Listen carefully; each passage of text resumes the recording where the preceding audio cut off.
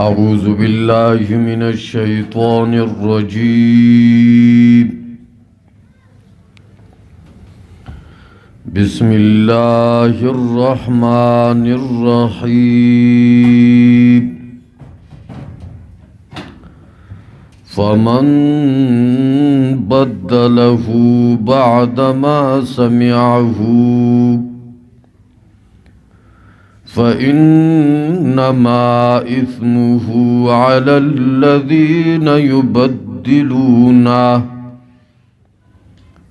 إن الله سميع عليم. سورة البقرة دویم سپارہ آیت نمبر 181.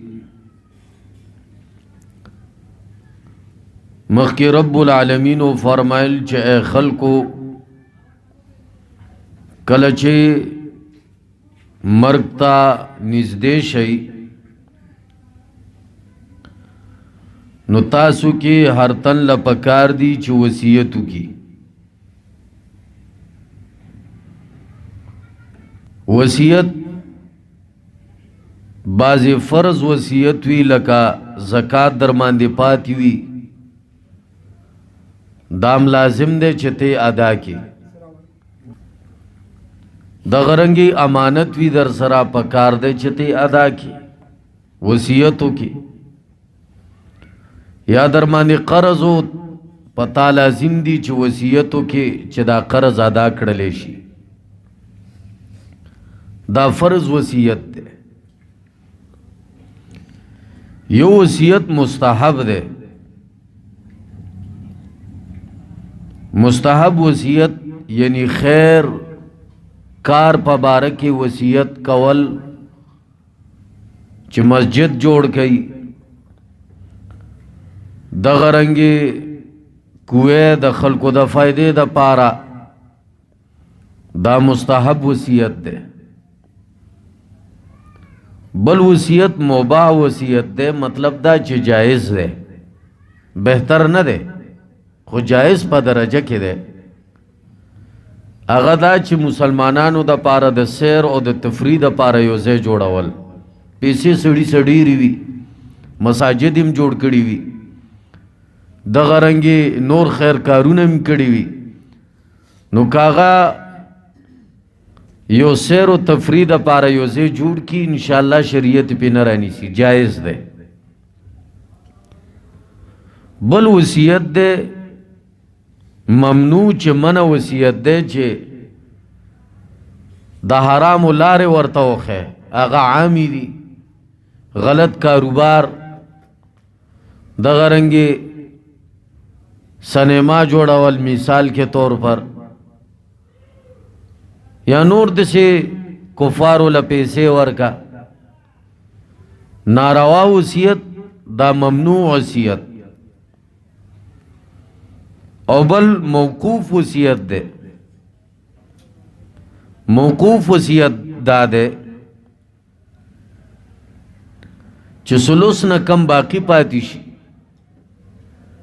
نو پکار دے چه ورسا اغی کے خپل سوچ مطابق یو خیر زے کے پیسے ہو لگئی. مثلا وصیت کڑو چه زما سلوس کے دادا کارونه ہو کئی بیام پیسے باقی ہوئے پکار دے چه خیر کار کی نور استعمالی کی. نمخ کی دا وصیت پبارک کی ربدا حکم اکڑو چه مرک تنیز دے شئی غیر منسوخ آیت مطلب چه منسوخ وانخلے چه خلقو تاسو کے یوتن مرک تنیز دیشی نو پکار دادا چه تاسو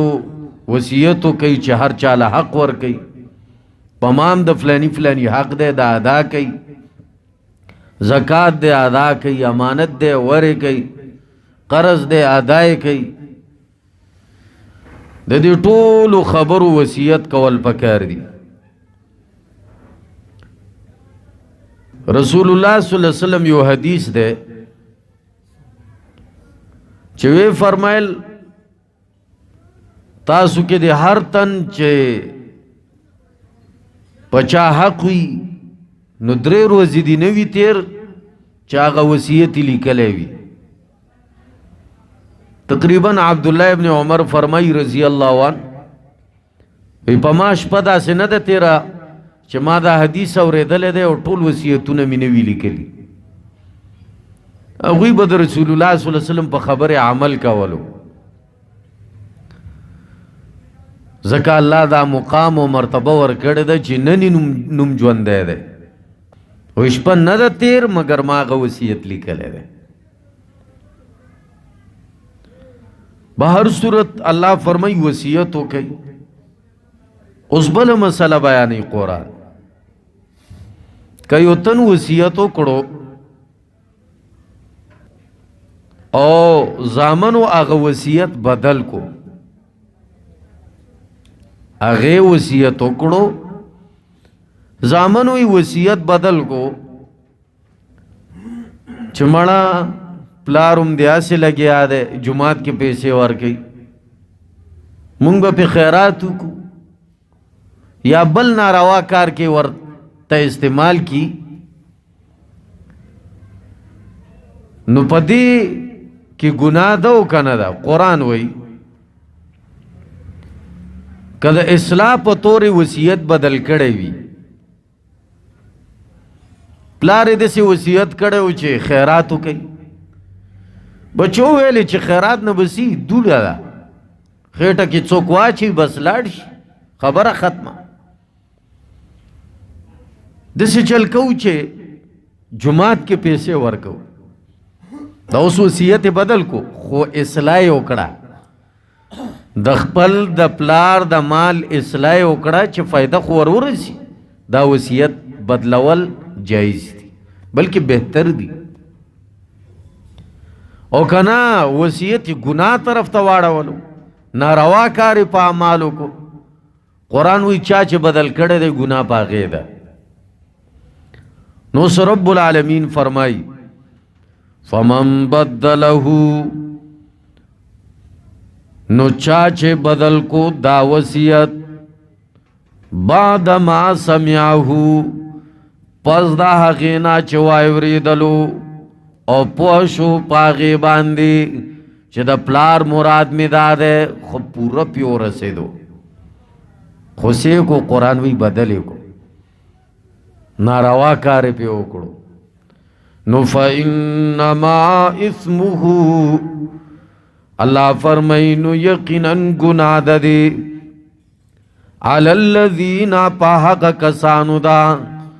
یبدلونا چې بدل کړی دی دا وصیت یا بدلوي دا وصیت، علی الذین یبدلونا نو گناه ده دی په هغه کسانو ده چې بدلوي دغه وصیت. ان الله سمیع علیم، اے خلقو الله فرمائی یقینا ز اوریدونکې یما او پوه هم یما. فلانی څرنګه وصیت کړي اوریدونکې ذات یم، پوه ذات یم. د هر چا په نیت پوهېږم چې کم کسي په کم نیت د پلار وصیت بدلی، په هر څه پوهېږم. فمن خاف من موص، نو هغه څوک چې یریږي من موص د وصیت کوونکي نه، جنفن د اوړېدو د حق نه، خطاً او اسمن یا د ګناه نه، فاصلح بینهم نو صلح دیو کی پمیز د دوی کی،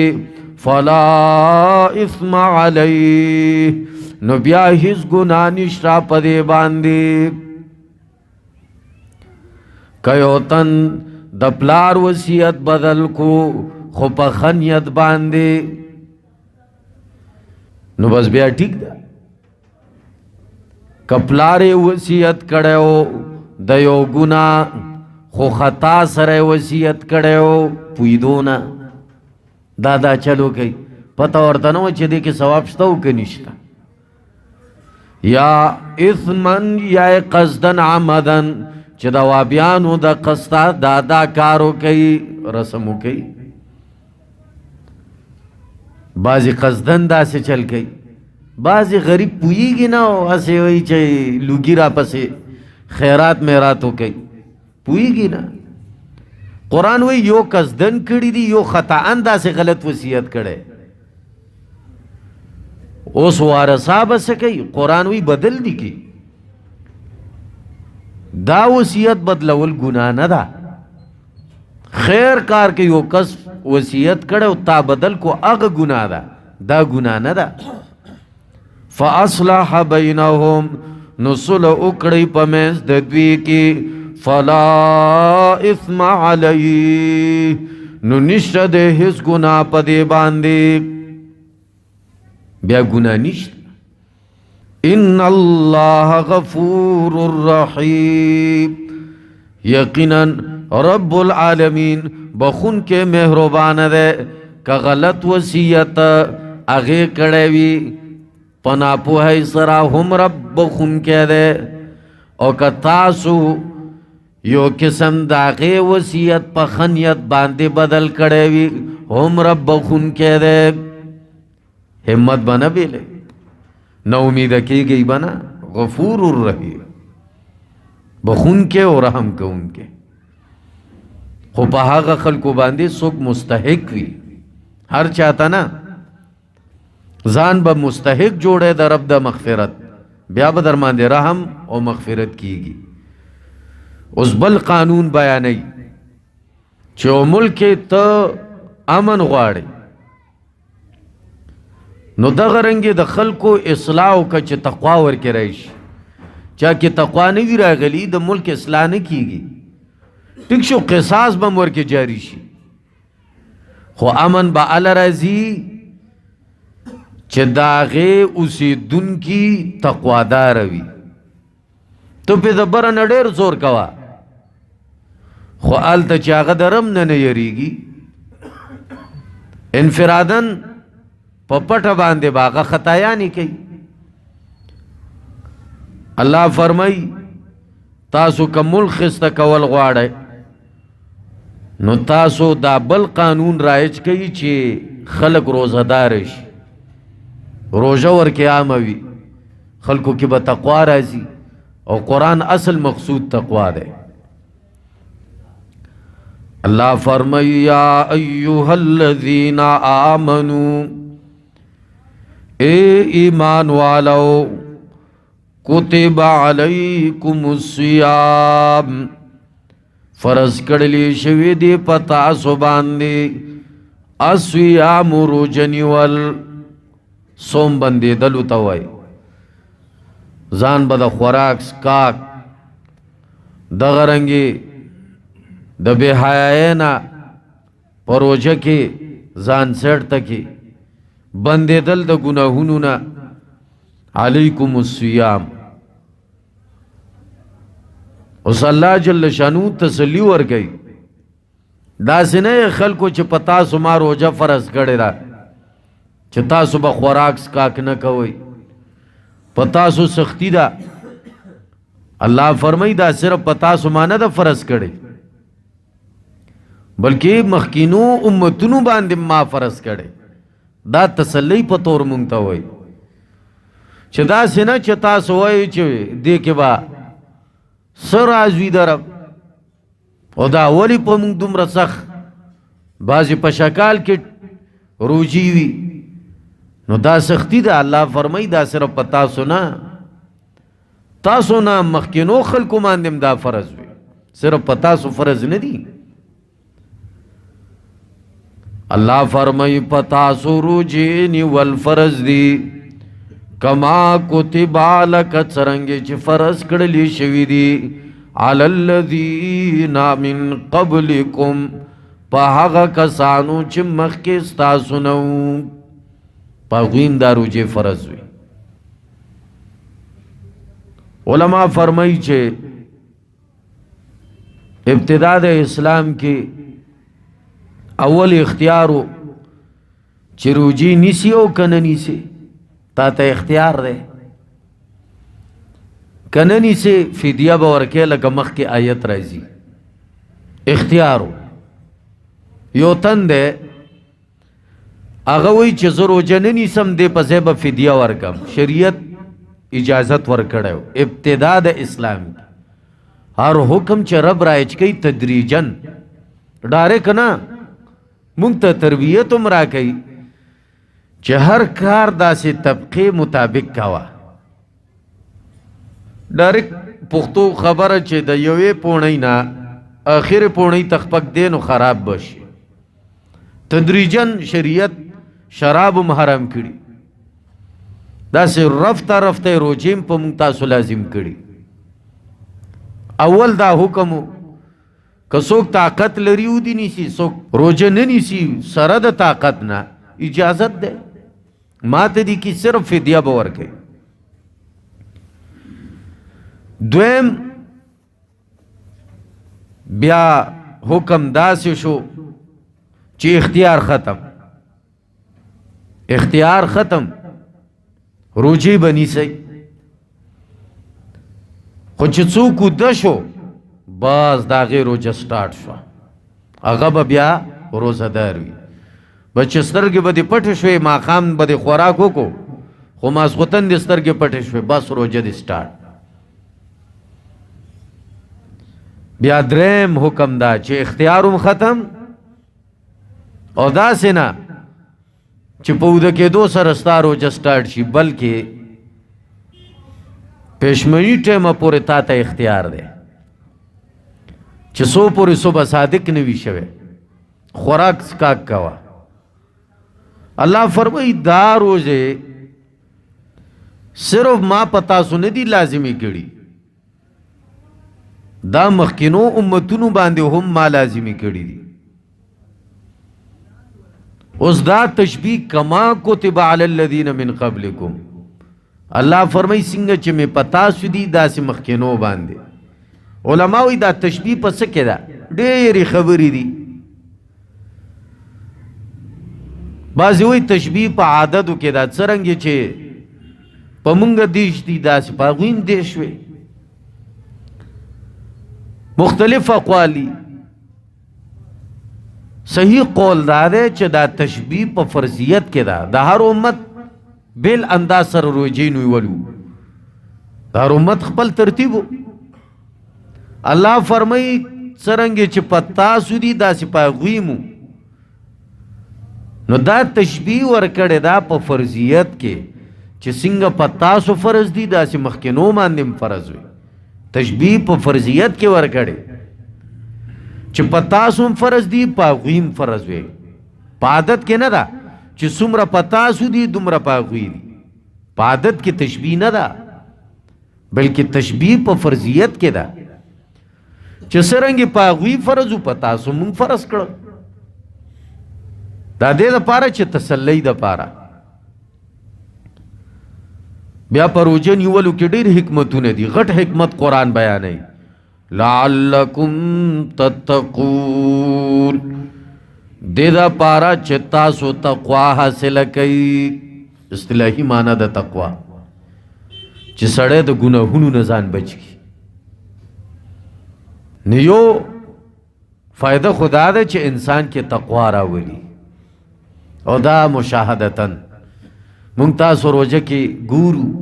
خلک ګناهونه کم کړي ګوره انسان کې تقوا راځي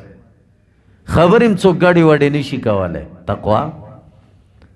پټه ماندې او بس کلی شي خلک یې نس کي تقوا هم دې ته وایي چې په پټم د رب نه یریږي دغه رنګې په روزه کې د خلکو اخلاق هم لږ برابر وي الا چې دا مازدیګر یا ټیم شي بعضې دکانداران خولې وایي خو اکثر تقواداره خلک جوماتونه هم ډک شي دې ته وایي تقوا اوله فایده خو دا ده چې تقوا سړي ته حاصلېږي او د قرآن اصل مقصد تقوا دی قرآن وایي ما قرآن نازل کړی دی دې کې هېڅ شک نشته لعلکم تتقون تقوا یې حاصله اوس وایي روجې مې فرض کړي دي قرآن وایي څه دپاره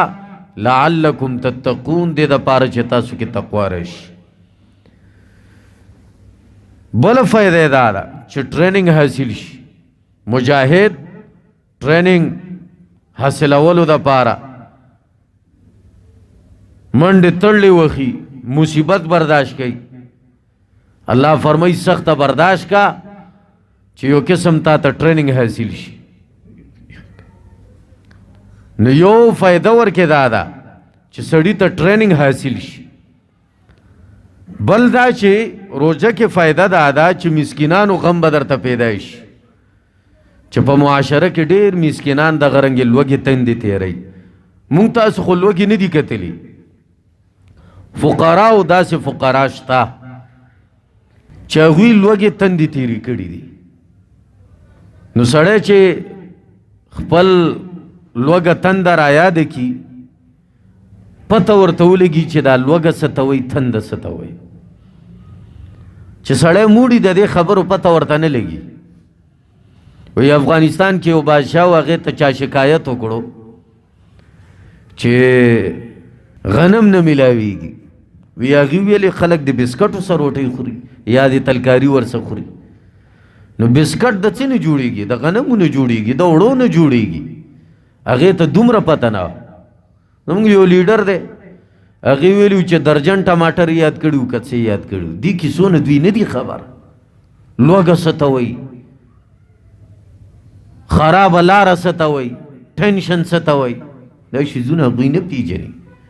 انسانیت نه پیژني بعضې ورکې قرآن سخته په خلکو راولي چې ته لوږه وپیژنې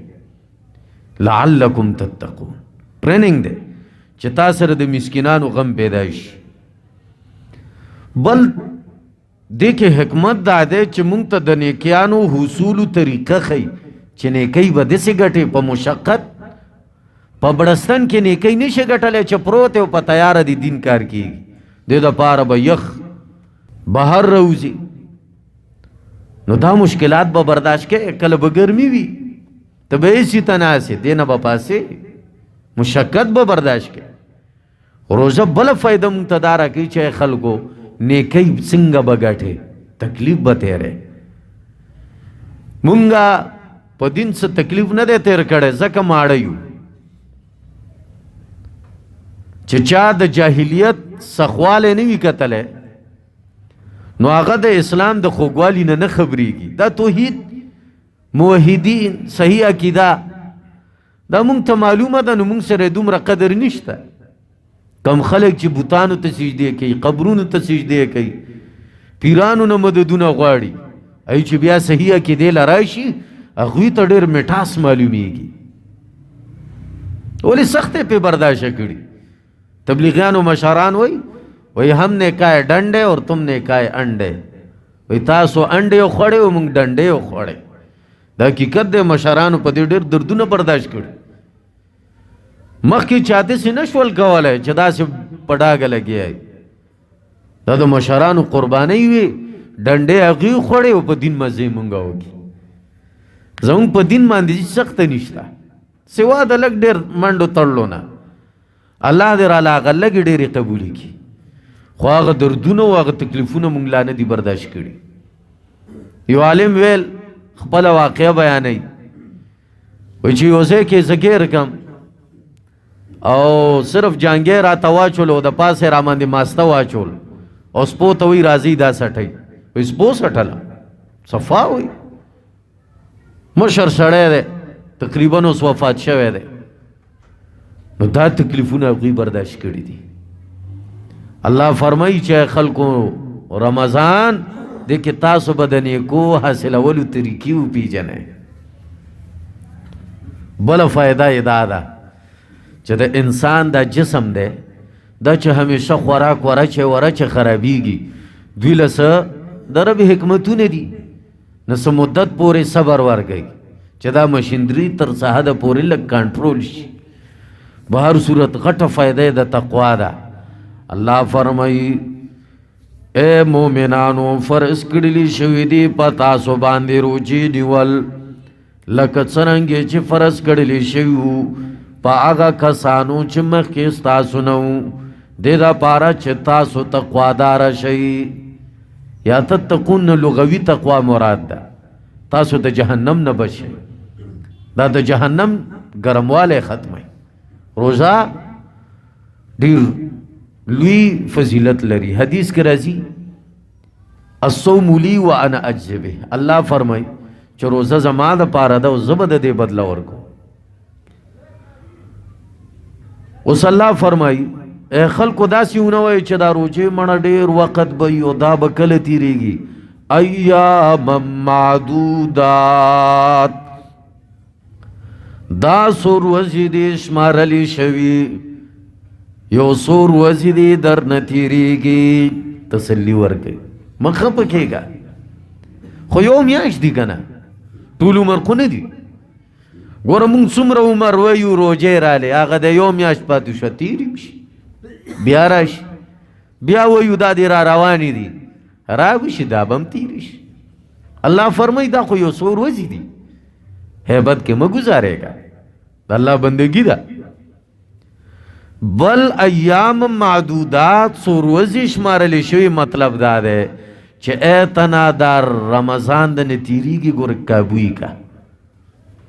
بدبخت هغه انسانی چې رمضان یې تیر شي او د دې مغفرتونه شي. په دې کې رب ګناهونه معاف کوي. شیطانان هم درله وتړي چې کوه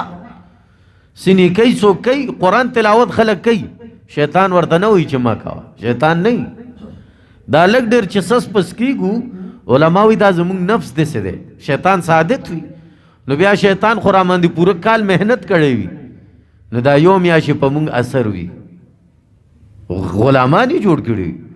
نو بیا په بعضو خلکو باندې ډېر اثر وي، هغه هماغه رنګي وي، ځکه نفس یې هغه رنګي عادت وي. د سپي لکۍ پیژنئ، دا وایي نه نیغېږي، که ته ډېر د ښه کې دا به واپس کږه شي. نو بعضې خلکو نفس داسې وي لکه د سپي لکۍ، نه سمیږي. رمضان غیر رمضان زلزله راشي 10 منټه پس پې ګانې ولګي، هېڅ پروا نه یریږي. او دا نفس سمیدل دا ډېر ګران کار دی. یو عالم ډېر عجیبه خبره کړې ده، وایي یو جنو د یو کس تابع و، وایي جن ویلې چې حاضر یم، بس هغې به ورته ویلې فلانی کار وکړه، بس هغې به په سکند کې وکړو، بیا به رالو، وایي حاضر یم.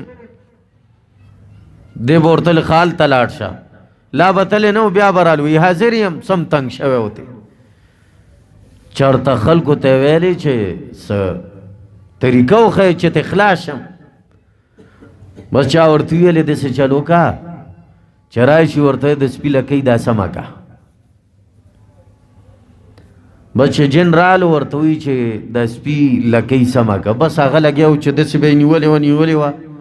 چې څنګه به یې پرېښوه، بیا به داسې کږه شوه، بس په دې کې ټول عمر تېر شو، اخلاص ته شوې. بعضې نفسونه نه سمیږي، داسې به دې نیولي چې څنګه یې پرېږده یکدم کوږ شي. شیطان پې کلک محنت کړی. شیطان ځکه خو د مؤمنانو له خیالات ډېر راولي، ما او تا ته سوچونه مختلف. دا ولې؟ او دا کم چې دا منځونه نه کوي، یو ښه بار ګرځي بېډاګ، دوی پروا هم نه وي. مونږ تاسو چې لږه بې حیایي وګورو، یکدم هم ذهن خراب شي، او هغوی دا بې حیاګانې ګوري، پروا هم نه وي. داسې نه چې نیکان دي، شیطان دوی له راځي نه. شیطان ته پته دی زما په خپله یار دی، لس به نور هم ګمراه کوي، نیکانو خلکو له ورځي. یو عالم فرمایي چاته چې سوچونه ډېر راتلل، پوهېدي شي ما کې ایمان دی، ځکه شیطان په ما ډېر محنت کوي. بهر صورت الله فرمایي اے خلکو دا یو څو ورځې دي تېرېږي درنه. فمن کان منکم مریضا، بس څوک چې وي تاسو نه بیمار، او علی سفر یا وی په سفر باندې، فعدة من ایام اخر، نو پاغې باندې شمار دی د نورو ورځو. څوک چې بیمار و روژه نشو نیولی، څوک چې په سفر و سختی و سختی روژه نشو نیولی، یا نه نیوله اگر چې راحت و شریعت اجازت ورکړی دی، الله فرمای نور روزو کې دیونی شي خبره ختمه من ایام اخر بیمار وي شریعت ته اجازه درکړي ماته کا خو بیا به راګرځي په سفر کې شریعت ته اجازه درکړي اگر چې د جاز په سفر کې ولې نه ناس نیولم جایز دی او ماته ولیم جایز دی حدیث کې راځي بعضې اوقاتو کې به صحابه کرام ډیر سخته ګرمۍ کې وي بیا به هم روژه نیوله رسول الله صلی الله علیه وسلم به هم نیوله بعضې ټایم کې به راحت کې وي بیا به روژه ماته کا حالان کې په راحت کې سړی بیا روژه نیسي ماته به کا اجازت نمونه ده لقد کان لکم فی رسول الله اسوة حسنه مونږ به هغه طریقې ته ګورو جاز کې مزه خلکو ته خایا چرور اجازت دے ماته کا او کله نه کله په گاڑی کې سفر کې کراچي دا ویني سا خلکو ته ویني ولم شي پر خودلم شي بیا علماوی بهتره طریقه کومه ده وی بهتره ده کراهت ویني سا که مشکلو ماته کا یو غزوه کې صحابه کرام یا یو قافله تیرې ده نو پدې کې پړاو صحابه واچولو ټول روزو بعضې ورکې روژه ماته کړې وه هغوی زر خیمې ولګولې او څاروو ته یې اوبه م ورکې رسول الله صلی الله علیه وسلم وفرمایل چې روژه ماتونکي دوی اجر وګټو د روزهدارونه محنتونه یې وکړل اوبه یې روړې څاروي له یې اوبه ورکې دوی وګټله نو ګوره حالاتو ته ګوره سخته و ماته کا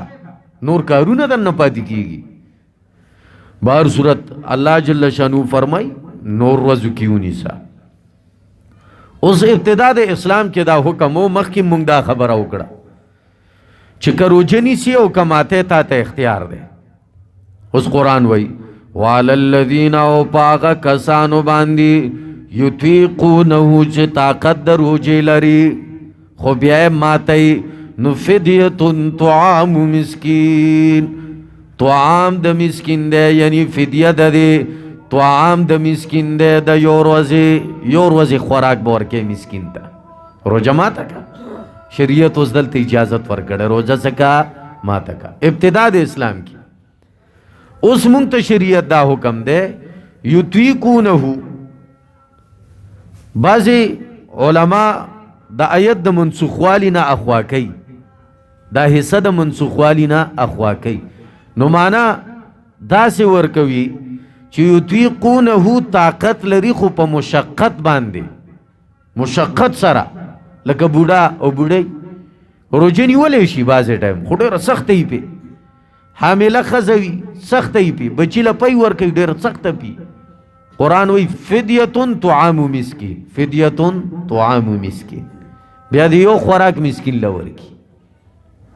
سره د مشقت نه چی نیسی نو پکار دی چې ماته کی اگر چې طاقت لري خو مشقت سره نو فدیتن طعام مسکین چې مشقت سره دی نو خوراک دی ورکی مسکین ته یا دا باب افعال پدې کې معنی د سلب یعنی دا سے معنی بکې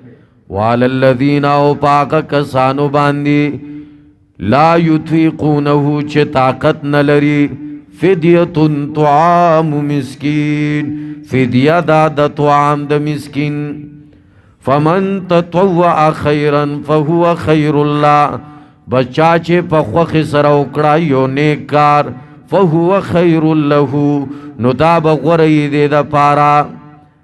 چا خوښې سره یو توړه کې دا دی دوه توړې ورکي فدیه ډېره ورکا چا چې په خوښې سره وکړه یو نیک کار زیاتې وکړو تطوع نفلی کار یې مو فرض چې اسانه و هغه یې ادا کړو لږ زیات م ورکړل فهو خیر الله نو دا به ډېره غوره وي دی دپاره وان تصوموا او چې روژه ونیسئ تاسو خیر لکم دا ډېر غوره دي ستاسو دپاره د دې اوس دوه معنی به کې یو که چېرې منسوخ آیت سره یې معنی کې نو معنی به یې داسې کې او دا چې ماتولم جایز دي نیولم جایز دي نو معنی به داسې کې चिटिक शो इख्तियार दे व अन तसूमु खैरुल लकुम चे रोजौनी से तासु नु दा बडीर गरवी तासु द पारा इख्तियार दे खो जो रोजमुनी वाला दा तासु द पारा बेहतर हुई या फक गरीब डेर बुढ़ा दे या दगरंगे पई वर कई मुश्किल ले औरता खुदे बावजूद चिम रोजौनी वाला अल्लाह फरमाई पकार दे वान तसूमु खैरुल लकुम और दाचे रोजौनी से तासो ए बुढ़ा ओ बुढ़ई खैरुल लकुम नुदा बगरवी तासो द पारा इन कुंतुम तालमून कचरे तासु पुए गई। वसल्लल्लाहु तआला नबीना मुहम्मद व आलिहि व सहबी अजमईन।